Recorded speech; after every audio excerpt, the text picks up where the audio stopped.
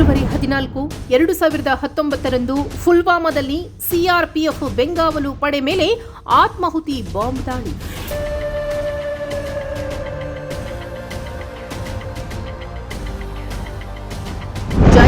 ಮೊಹಮ್ಮದ್ ಉಗ್ರ ಆದಿಲ್ ಅಹಮದ್ ದಾರ್ನಿಂದ 300 ಕೆಜಿ ಸ್ಫೋಟಕ ತುಂಬಿದ್ದ ಕಾರ್ನಿಂದ ಬಸ್ಗೆ ಡಿಕ್ಕಿ.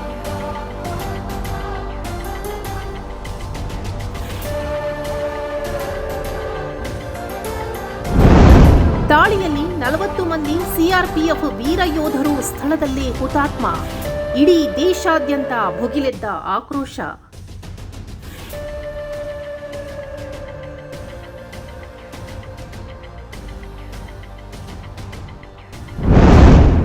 ಫೆಬ್ರವರಿ 26ರಂದು ಬಾಲಾಕೋಟ್ ಏರ್ ಸ್ಟ್ರೈಕ್.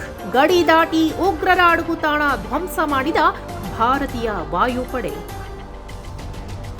ಅಂದು ಫೆಬ್ರವರಿ 14, 2019ರ ಕರಾಳ ಮಧ್ಯಾಹ್ನ ಸುಮಾರು 3 ಗಂಟೆ 15 ನಿಮಿಷಕ್ಕೆ ಜಮ್ಮು ಶ್ರೀನಗರ ರಾಷ್ಟ್ರೀಯ ಹೆದ್ದಾರಿಯಲ್ಲಿ ಸಿಆರ್ಪಿಎಫ್ನ 78 ವಾಹನಗಳು ಸಾಗುತ್ತಿದ್ದವು.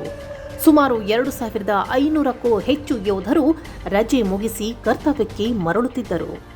ಅಷ್ಟರಲ್ಲಿ ಪುಲ್ವಾಮಾದ ಲೆತ್ಪೋರಾ ಬಳಿ ಸ್ಫೋಟಕ ತುಂಬಿದ್ದ ಮಾರುತಿ ಈಕೋ ಕಾರೊಂದು ಸಿಆರ್ಪಿಎಫ್ ಬಸ್ಗೆ ನುಗ್ಗಿ ಬಂತು.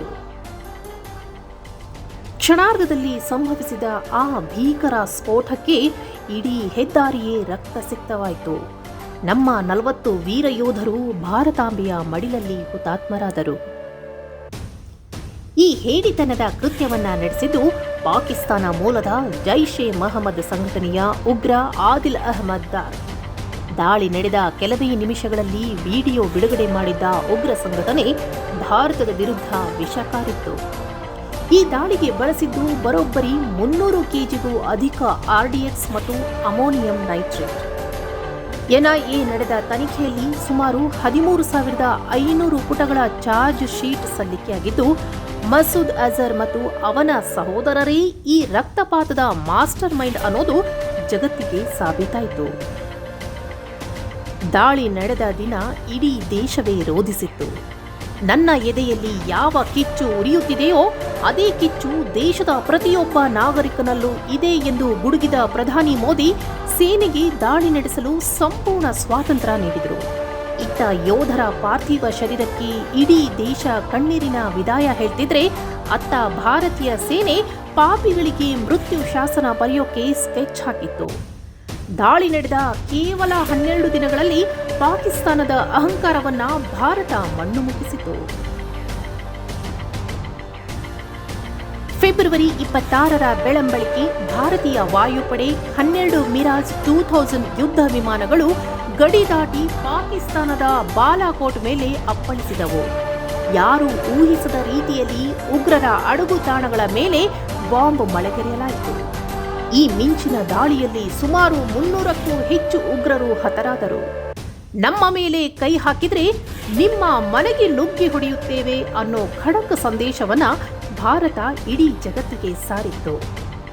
1971ರ ನಂತರ ಇದೇ ಮೊದಲ ಬಾರಿಗೆ ಭಾರತೀಯ ವಾಯುಪಡೆ ಪಾಕ್ ಗಡಿ ದಾಟಿ ಇಂತಹ ಸಾಹಸ ಮಾಡಿತ್ತು. ಭಾರತ ಕೇವಲ ಸೈನಿಕ ದಾಳಿ ಮಾತ್ರವಲ್ಲದೆ ರಾಜತಾಂತ್ರಿಕವಾಗಿ ಮತ್ತು ಆರ್ಥಿಕವಾಗಿಯೂ ಪಾಕಿಸ್ತಾನದ ಸೊಕ್ಕು ಮುರಿಯಿತು. ಪಾಕಿಸ್ತಾನಕ್ಕೆ ನೀಡಿದ್ದ ಮೋಸ್ಟ್ ಫೇವರ್ಡ್ ನೇಷನ್ ಸ್ಥಾನಮಾನವನ್ನ ತಕ್ಷಣವೇ ರದ್ದು ಮಾಡಲಾಯಿತು. ಅಲ್ಲಿಂದ ಬರುವ ವಸ್ತುಗಳ ಮೇಲೆ 200% ಕಸ್ಟಮ್ಸ್ ಸುಂಕ ವಿಧಿಸಿ ಪಾಕ್ ಆರ್ಥಿಕತೆಯನ್ನ ಹೈರಾಣು ಮಾಡಲಾಯಿತು. ಜಾಗತಿಕ ವೇದಿಕೆಯಲ್ಲಿ ಪಾಕಿಸ್ತಾನವನ್ನ ಭಯೋತ್ಪಾದನೆಯ ಪೋಷಕ ಅಂತ ಮುದ್ರೆ ಒತ್ತಿ ಏಕಾಂಗಿ ಮಾಡಿದ್ದು ಭಾರತದ ಅತಿ ದೊಡ್ಡ ರಾಜತಾಂತ್ರಿಕ ಗೆಲುವಾಗಿತ್ತು. ಪುಲ್ವಾಮಾ ದಾಳಿ ನಮಗೆ ಎಂದಿಗೂ ಮಾಸದ ನೋವು.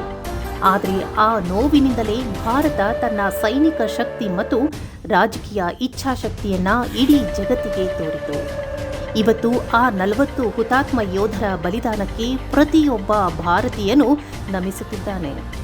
ಹುತಾತ್ಮರ ಕುಟುಂಬಗಳ ಕಣ್ಣೀರು ಮತ್ತು ವೀರರ ತ್ಯಾಗ ವ್ಯರ್ಥವಾಗಲು ಭಾರತ ಬಿಡಲಿಲ್ಲ. ಅಂದು ಶುರುವಾದ ಭಯೋತ್ಪಾದನೆ ವಿರುದ್ಧದ ಈ ಸಮರ ಇಂದಿಗೂ ಮುಂದುವರಿಯುತ್ತಲೇ ಇದೆ. ಇತಿಹಾಸದಲ್ಲಿ ಪುಲ್ವಾಮಾ ದಾಳಿಯನ್ನ ಉಗ್ರರ ಗೆಲುವು ಅಂತ ಯಾರೂ ನೋಡಲ್ಲ. ಬದಲಾಗಿ ಅದು ಭಾರತೀಯ ಸೇನೆಯ ನವಶಕ್ತಿಯ ಉದಯ ಅಂತಲೇ ಪರಿಗಣಿಸಲಾಗುತ್ತೆ. ಈ ದಾಳಿಯ ನಂತರ ಕಾಶ್ಮೀರದಲ್ಲಿ ಉಗ್ರರ ದಮನ ಕಾರ್ಯಾಚರಣೆ ತೀವ್ರಗೊಂಡಿತು. ಒಂದೊಂದೇ ಉಗ್ರರ ತಲೆಗಳನ್ನು ಉರುಳಿಸಿದ ನಮ್ಮ ಸೇನೆ ಪುಲ್ವಾಮಾ ಪಿತೂರಿಯಲ್ಲಿದ್ದ ಪ್ರತಿಯೊಬ್ಬ ಪಾಪಿಯನ್ನ ಹತ್ಯೆಗೈದಿದೆ. ವೀರ ಯೋಧರ ಆತ್ಮಕ್ಕೆ ಶಾಂತಿ ಸಿಗಬೇಕಂದ್ರೆ ಭಯೋತ್ಪಾದನೆ ಈ ಮಣ್ಣಿನಿಂದ ಸಂಪೂರ್ಣವಾಗಿ ತೊಲಗಬೇಕು ಅನ್ನೋದು ಪ್ರತಿಯೊಬ್ಬರ ಆಶಯ. ಇವತ್ತು ಆ ಹುತಾತ್ಮ ವೀರ ಯೋಧರ ಪುಣ್ಯಸ್ಮರಣೆ. ದೇಶಕ್ಕಾಗಿ ಪ್ರಾಣ ಕೊಟ್ಟ ಆ 40 ವೀರರಿಗೆ ನಾವು ಸಲ್ಲಿಸುವ ನಿಜವಾದ ಗೌರವ ಅಂದ್ರೆ ಅವರ ತ್ಯಾಗವನ್ನ ಸದಾ ಸ್ಮರಿಸೋದು. ಪುಲ್ವಾಮಾ ದಾಳಿ ನಮ್ಮ ಎಚ್ಚರಿಕೆಯ ಗಂಟೆಯೂ ಹೌದು. ಗಡಿಯಲ್ಲಿ ನಮ್ಮ ಸೈನಿಕರು ಕಣ್ಗಾವಲು ಇಟ್ಟಿರೋದ್ರಿಂದಲೇ ನಾವಿಲ್ಲಿ ನೆಮ್ಮದಿಯಾಗಿ ಉಸಿರಾಡುತ್ತಿದ್ದೇವೆ. ಭಾರತದ ಈ ಅಪ್ರತಿಮ ಶೌರ್ಯ ಮತ್ತು ಬಲಿದಾನದ ಕಥೆ ಮುಂದಿನ ಪೀಳಿಗೆಗೂ ದೇಶಪ್ರೇಮದ ಸ್ಫೂರ್ತಿಯಾಗಲಿದೆ.